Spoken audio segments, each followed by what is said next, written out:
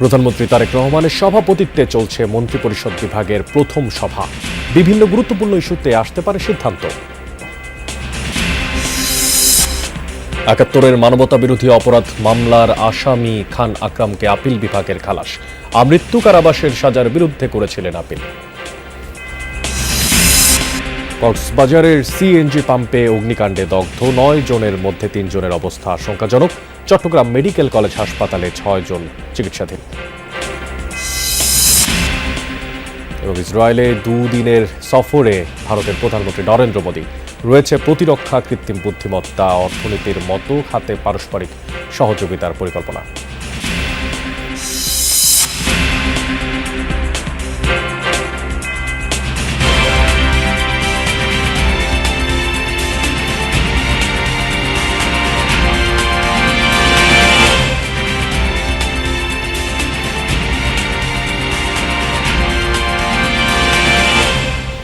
সবাইকে আমন্ত্রণ জানাচ্ছি যমুনা নিউজে। আপনাদের সঙ্গে আছি আমি মশির অনিক। এতক্ষণ শিরোনাম দেখছিলেন, এবার বিস্তারিত। প্রধানমন্ত্রী তারেক রহমানের সভাপতিত্বে চলছে মন্ত্রিপরিষদ বিভাগের প্রথম আলোচনা সভা। আর এতে নানা গুরুত্বপূর্ণ বিষয়ে উঠে আসে সিদ্ধান্ত। সচিবালয়ের মন্ত্রিপরিষদ সভাকক্ষে বৈঠক অনুষ্ঠিত হয়। বৈঠকে মন্ত্রী, প্রতিমন্ত্রী এবং সংশ্লিষ্ট কয়েকজন সচিব উপস্থিত ছিলেন। এছাড়া বৈঠকে মন্ত্রিপরিষদ সদস্যদের আনুষ্ঠানিক পরিচিতি এবং দায়িত্ব বন্টন সংক্রান্ত বিষয়গুলো উত্থাপিত হয়। পাশাপাশি আইন শৃঙ্খলা পরিস্থিতি, প্রশাসনিক সংস্কার এবং ডিজিটাল সেবার সম্প্রসারণ নিয়েও প্রাথমিক দিক নির্দেশনা দেওয়া হয়।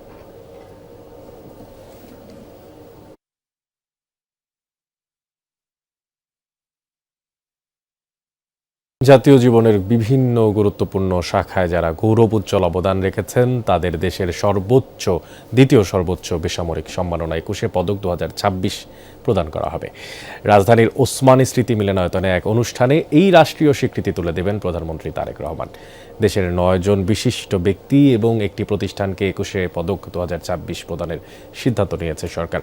তারা হলেন অভিনয় ক্যাটাগরিতে ফরিদা আক্তার ববিতা, চারুকলায় নির্বাচিত হয়েছেন অধ্যাপক ডক্টর মোহাম্মদ আব্দুস সত্তার, স্থাপত্যে মেরিনা তাবাসসুম, এছাড়াও সঙ্গীতে মরণোত্তর সম্মাননা পাচ্ছেন আইয়ুব বাচ্চু, নৃত্যের স্বীকৃতি পাচ্ছেন অর্থী আহমেদ এবং পালাগানে ইসলাম উদ্দিন পালাকারকে এই বিশিষ্ট সম্মানে ভূষিত করা হচ্ছে। এছাড়াও সাংবাদিকতা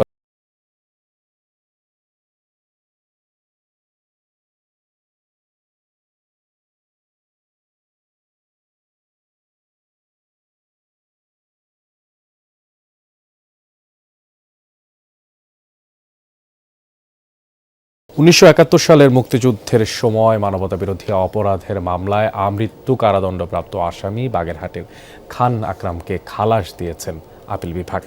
বৃহস্পতিবার প্রধান বিচারপতির নেতৃত্বাধীন আপিল বিভাগ এই রায় দেন। আর এই মামলায় ২০১৫ সালে ১১ আগস্ট খান আকরাম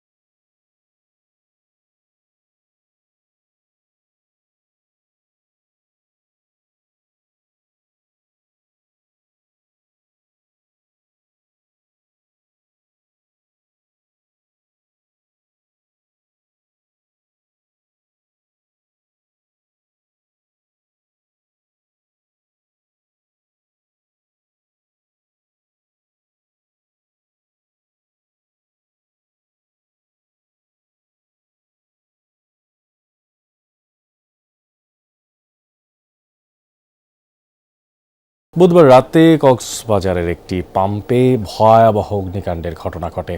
এছাড়া মাদারীপুরে একটি খামারে আগুন লাগার ঘটনার প্রায় 15 লাখ টাকার ক্ষয়ক্ষতি হয়েছে বলে দাবি করেছেন খামারি। কক্সবাজারের কলাতলিতে একটি এলপি গ্যাসের স্টেশনে অগ্নিকাণ্ডের ঘটনায় দগ্ধ অন্তত 8 জন। এছাড়া পাশের একটি গ্যারেজে থাকা 20টি যানবাহন ও আশেপাশের কয়েকটি বসত বাড়ি পুড়ে ছাই হয়ে গেছে। গতকাল রাত 10টা 20 মিনিটে আগুন লাগে। পরে ফায়ার সার্ভিসের 8টি ইউনিটের 2 ঘন্টার চেষ্টায় আগুন নিয়ন্ত্রণে আসে। আগুন নেভানোর কাজে ফায়ার সার্ভিসের সাথে সেনাবাহিনী আর নৌবাহিনীও যুক্ত হয়। স্থানীয়রা জানায় গতকালই পাম্পটি উদ্বোধন করা হয়। তারপর থেকেই পাম্পের পাইপে লিকেজ থেকে গ্যাস বের হতে থাকে। মেরামতের চেষ্টা করেও ব্যর্থ হয় পাম্প কর্তৃপক্ষ। এক পর্যায়ে আগুন লেগে তা দ্রুত ছড়িয়ে পড়ে। এদিকে দগ্ধ 2 জনকে প্রাথমিক চিকিৎসা দিয়ে ছেড়ে দেওয়া হয়েছে। অন্য 6 জনকে নেওয়া হয়েছে চট্টগ্রামে। এদের মধ্যে 3 জনের অবস্থা আশঙ্কাজনক বলে জানিয়েছে চিকিৎসক। মাদারীপুরের শিবচরে একটি খামারে ভয়াবহ অগ্নিকাণ্ডের ঘটনায় পুড়ে ছাই হয়েছে 7টি গরু, 20টি হাঁস ও একটি ছাগল। আগুনে প্রায় 15 লাখ টাকার ক্ষয়ক্ষতি হয়েছে বলে দাবি করেছেন খামার মালিক। স্থানীয়রা জানায় গতকাল রাতে কান্দি গ্রামের কৃষক ওবায়দুল মোল্লার গবাদি পশুর খামারে হঠাৎই আগুন লেগে যায়। নিমিষেই আগুন ছড়িয়ে পড়ে পুরো খামারে। পরে স্থানীয়দের 1 ঘন্টার চেষ্টায় আগুন নিয়ন্ত্রণে আসে। খবর পেয়ে শিবচর ফায়ার সার্ভিসের একটি ইউনিটও ঘটনাস্থলে পৌঁছায়।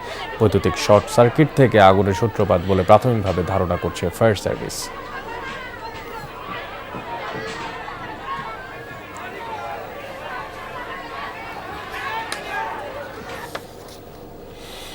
কক্সবাজারের এলপিজি স্টেশনে অগ্নিকাণ্ডের ঘটনায় দগ্ধদের মধ্যে 6 জন চিকিৎসাধীন আছেন চট্টগ্রাম মেডিকেল কলেজ হাসপাতালে। এই বিষয়ে আরও জানবো, সেখানে আছেন আমাদের সহকর্মী জোবায়ের রিফাত। রিফাত, দগ্ধদের শারীরিক অবস্থা নিয়ে সবশেষ কি তথ্য আছে? 3 জনের অবস্থা জানছিলাম আশঙ্কাজনক।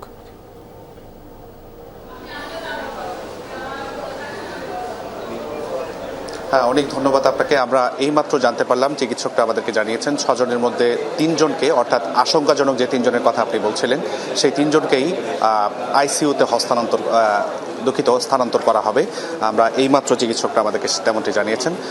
সেই 3 জনের খবর যদি আপনাকে একটু বলতে চাই, সেই 3 জনের মধ্যে একজন 90% পুড়ে গিয়েছেন, অন্যজন 50% এবং আরেকজন 40%। অর্থাৎ বলা চলে যে 6 জন এখানটায় ভর্তি রয়েছেন, সেই 6 জনের মধ্যে 3 জনের অবস্থা শুরু থেকেই আশঙ্কাজনক ছিল এবং সেই 3 জনকেই মূলত চিকিৎসকরা প্রাথমিকভাবে প্রথম ধাপে আসলে আইসিইউতে স্থানান্তর করছেন। আপনারা দেখতে পাচ্ছেন যে স্থানান্তরের যে কার্যক্রম, অর্থাৎ স্বজনরা শেষবারের মতো আসলে তাদের যেই স্বজন রয়েছে, অর্থাৎ কারো বাবা কারো ভাই, তাদেরকে আসলে দেখে নিচ্ছেন এবং কথা বলছেন, নিজেদের মধ্যে পরামর্শ করছেন। আমরা এই ধরনের বিষয়গুলো দেখতে পাচ্ছি। অর্থাৎ 5 থেকে 10 মিনিটের মধ্যে সর্বোচ্চ তাদেরকে আইসিইউতে স্থানান্তর করা হবে। আপনাকে একটু বলে রাখি, চিকিৎসকদের আমরা জিজ্ঞেস করেছিলাম যে চট্টগ্রাম মেডিকেল কলেজ হাসপাতালে পোড়া রোগীদের চিকিৎসা নিয়ে আসলে সেভাবে আমাদের সঙ্গে চট্টগ্রাম থেকে যুক্ত ছিলেন আমাদের সহকর্মী।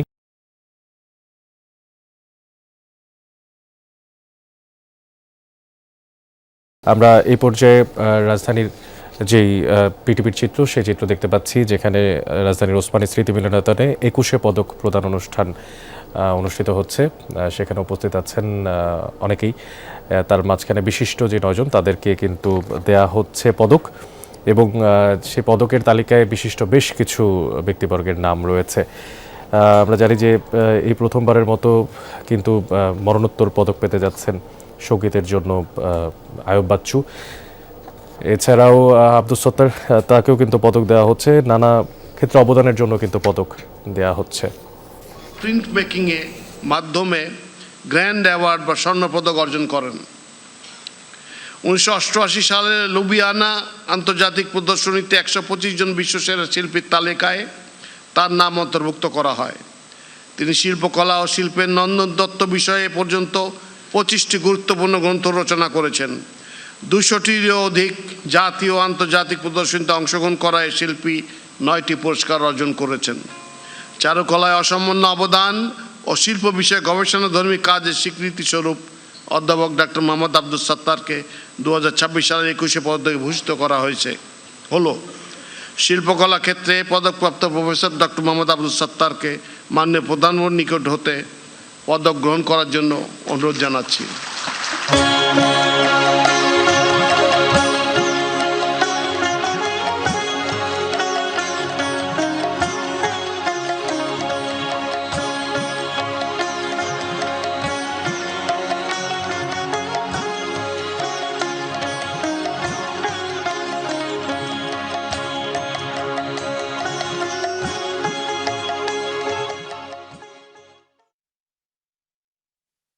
হাজারীবাগে নবম শ্রেণীর শিক্ষার্থী শাহরিয়ার শারমিন বিনতিকে ছুরিকাঘাতে হত্যার ঘটনায় মূল অভিযুক্ত সিয়ামকে আটক করেছে পুলিশ। রাজধানীর কাঁঠালবাগান এলাকা থেকে গ্রেফতার করা হয় তাকে। এই সময় অস্ত্র ও রক্তমাখা পোশাকও জব্দ করা হয়। বুধবার রাতে হাজারীবাগের হায়দার হোটেলের গলিতে কিশোর সিয়ামের ছুরিকাঘাতে নিহত হয় বিনতি। এর আগে রাত 9:15টার দিকে সিসি ক্যামেরায় হায়দার হোটেলের গলি ধরে অভিযুক্ত কিশোর সিয়ামের সঙ্গে হাঁটতে দেখা যায় নিহত বিনতিকে। কিছুক্ষণ পরই পাশের অন্ধকার গলি থেকে রক্তাক্ত বিনতির চিৎকারে প্রতিবেশীরা ঘটনাস্থলে জড়ো হয়। এরপর তাকে পাঠানো হয় স্থানীয় একটি হাসপাতালে। পরে চিকিৎসাধীন অবস্থায় সে মারা যায়। বিনতিকে ছুরিকাঘাতের পর অভিযুক্ত সিয়ামকে রাস্তায় ধারালো অস্ত্র নিয়ে অস্বাভাবিক আচরণ করতে দেখা যায়। সিয়াম দীর্ঘদিন ধরে মেয়েকে উত্ত্যক্ত করে আসছিল অভিযোগ করেন বিনতির বাবা। অভিযুক্তের শাস্তি দাবি করেন স্বজনেরা। বেনিয়ামিন নেতানিয়াহুকে পরম বন্ধু আখ্যা দিয়ে সবসময় ইসরায়েলের পাশে থাকার অঙ্গীকার করেছেন ভারতের প্রধানমন্ত্রী নরেন্দ্র মোদী। আর অন্যদিকে মোদীকে বন্ধুর চেয়েও বেশি ভাই বলে সম্বোধন করেছেন নেতানিয়াহু। 2 দিনের ইসরায়েল সফরের প্রথম দিন নেসেটে ভাষণ দেন মোদী। ব্যক্তিগত ও রাষ্ট্রীয় সম্পর্ক জোরদারের কথা বলেন দুই নেতা। ভারতের প্রধানমন্ত্রীর সৌজন্যে ইসরায়েলের বেন গুরিয়ন বিমানবন্দরে রাজকীয় সংবর্ধনা। অভ্যর্থনায় সস্ত্রীক বেনিয়ামিন নেতানিয়াহু। লাল গালিচা বেছানো সিঁড়ি বেয়ে নরেন্দ্র মোদী নেমে আসতেই করমর্দন আর আলিঙ্গন। বাঁধভাঙা হাসিতে দুজনের উচ্ছ্বাস স্পষ্ট। গাজায় গণহত্যার নির্দেশদাতা বেনিয়ামিন নেতানিয়াহু ঠাট্টাও করলেন স্ত্রী সারার স্যুট আর মোদীর পকেট স্কোয়ারের রঙের মিল দেখিয়ে। বিমানবন্দরের অতিথি কক্ষে মোদীকে মহান বন্ধু আখ্যা দিলেন নেতানিয়াহু। 2017 সালে প্রথম ভারতীয় প্রধানমন্ত্রী হিসেবে ইসরায়েল সফর করেছিলেন নরেন্দ্র মোদী। এবার দেশটির পার্লামেন্ট নেসেটে প্রথম ভারতীয় প্রধানমন্ত্রী হিসেবে ভাষণ দিলেন তিনি। অঙ্গীকার করলেন সবসময় ইসরায়েলের পাশে থাকার। আমাদের দৃঢ় সম্পর্ক শুধু জাতীয় স্বার্থই রক্ষা করে না, বরং বৈশ্বিক স্থিতিশীলতা ও সমৃদ্ধিতেও অবদান রাখে। গাজায় গণহত্যা ইস্যুতে কিছু না বললেও 2023 সালে ইসরায়েলে হামাসের অভিযানের ঘটনা স্মরণ করে সমবেদনা জানান ভুক্তভোগীদের প্রতি। জোরালো সমর্থন জানান গাজার শান্তি প্রস্তাবের পক্ষে। ভারতের জনগণের পক্ষ থেকে প্রতিটি মানুষের মৃত্যুর ঘটনায় সমবেদনা জানাতে এসেছি। ভারত দৃঢ়ভাবে ইসরায়েলের পাশে আছে, এখনো এবং ভবিষ্যতেও। গাজা শান্তি উদ্যোগ একটি ভালো পথ দেখায়। ইসরায়েলের প্রতি অকুণ্ঠ সমর্থনের জন্য ভারতীয় প্রধানমন্ত্রীর প্রতি কৃতজ্ঞতা জানান বেনিয়ামিন নেতানিয়াহু। নরেন্দ্র, আমার প্রিয় বন্ধু, আজ এখানে আপনার সফরে আমি গভীরভাবে আপ্লুত। আপনি কখনো দ্বিধাগ্রস্ত হননি, পিছিয়ে যাননি, অজুহাত দেননি, ইসরায়েলের পাশে দাঁড়িয়েছেন। ধন্যবাদ বন্ধু। প্রতিরক্ষা, কৃত্রিম বুদ্ধিমত্তা, অর্থনীতি সহ বিভিন্ন খাতে পারস্পরিক সহযোগিতা বৃদ্ধির পরিকল্পনার কথা জানান নেতানিয়াহু। একসাথে একটি ঐতিহাসিক পথের দিকে হাঁটছি আমরা।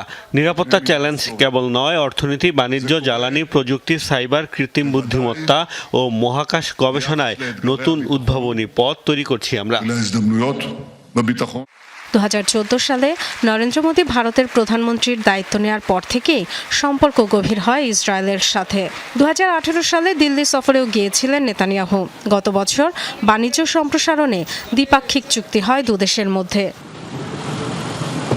Dorothy Tasrin, Jamuna news. রাজধানীর ওসমানী স্মৃতি মিলনায়তনে 21শে পদক প্রদান অনুষ্ঠানে পদক তুলে দিচ্ছেন প্রধানমন্ত্রী তারেক রহমান। রাষ্ট্রীয় স্বীকৃতি প্রধানমন্ত্রী তারেক রহমানের হাত থেকে গ্রহণ করছেন অনেকেই।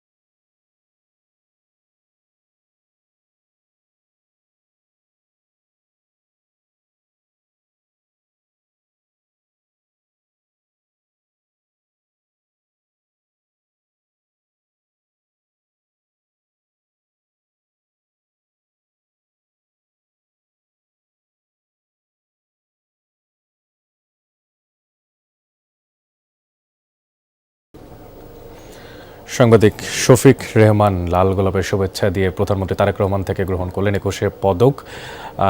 তেমনটাই আমরা দেখছিলাম সরাসরি। দর্শক, এই ছিল যমুনা নিউজে।